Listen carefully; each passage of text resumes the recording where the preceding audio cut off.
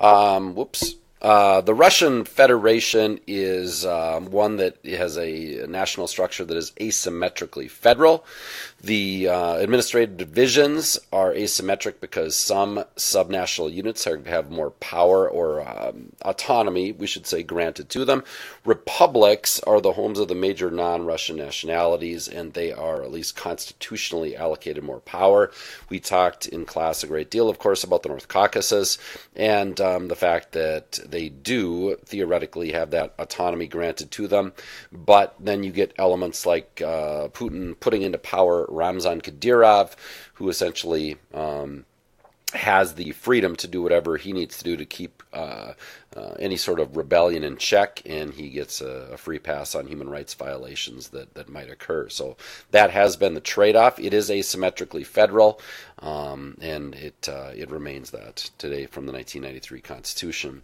When we talk about the institutions of the state in Russia, you have to start with the president. It is constitutionally the highest, the strongest body by far, and that is not just because Putin's in power, it is because it is constitutionally allocated that way as well. And on the AP test, don't confuse the office of the presidency with Putin. It's really easy to do. They have been one and the same for most of the 21st century. However, if they ask about the office of the presidency, make sure you go along with what is on this particular slide and in the CPM. The president has the power to appoint the prime minister and the cabinet. The legislature must approve. The president has the power to issue decrees that have the force of law, which gives him tremendous power to dictate what happens. The Security Council and State Council both fall under presidential authority. Security Council, many key figures, upperlings there, the power ministry heads, the heads of the super districts, the prime minister, head of the FSB, and so on. The State Council is comprised of the heads of all of the subnational units and is headed by the presidency. The president is responsible for foreign policy. Is regarded as what is called the guarantor of the Constitution. He is supposed to determine the guidelines of overall state policy. Lots of powers here, like I said, controlling the power ministries, the FSB, Commander-in-Chief of the Armed Forces, and the president does, and since 2000, is able to appoint the heads of the federal super districts. That strengthens and centralizes presidential power. It weakens federalism as those super district heads oversee what go on in their particular regions and report back to the president on them.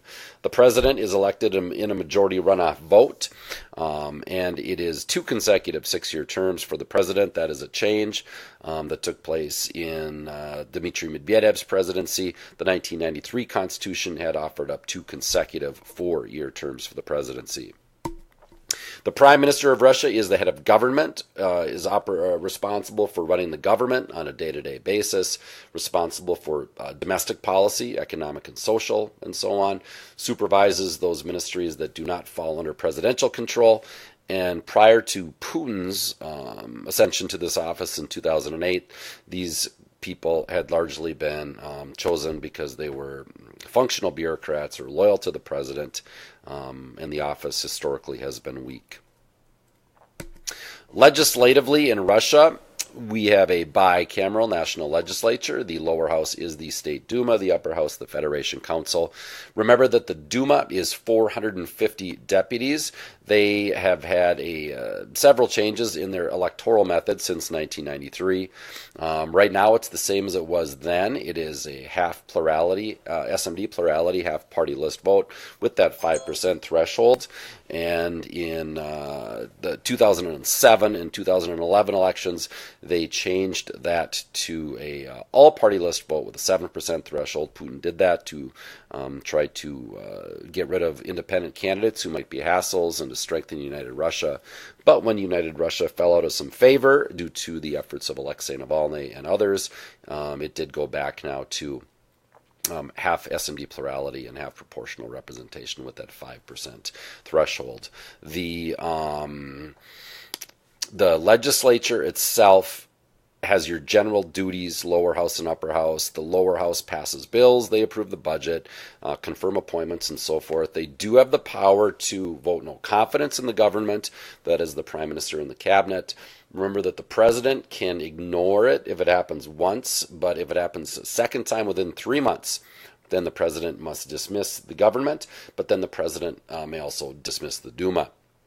Similarly, the Duma has the power to reject the president's prime ministerial nominee, but if they do that 3 times, then the president may dismiss the Duma. So lots of presidential power there. The Duma being the ultimately controlled by United Russia for the better part now of the last decade and a half, really. The Federation Council in Russia is the upper house. They have 2 members per subnational unit. One chosen by the regional governor, one chosen by the regional legislature. The president has the power to directly name up to 10% of the Federation Council. And the body, like we've said, rule of thumb, upper house in a federal state, that upper house tends to deal for sure with judicial confirmations and foreign policy, and that is going to be certainly applicable to the Federation Council. So they have general upper house legislative duties, but are no longer have any sort of direct popular election. So those are the 2 from a legislative standpoint. The Duma, as you can see in 2016, went to United Russia in a supermajority. This was low turnout in the 2016 elections, 48% only, and United Russia won 343 out of the 450 seats. The other parties maintaining their seats, at least significant seats, the Communist Party, the Liberal Democratic Party, and a Just Russia, along with a few others. Judicially in Russia, you have a very weak judiciary at this point. The courts are very much not independent because of the influence that Putin has.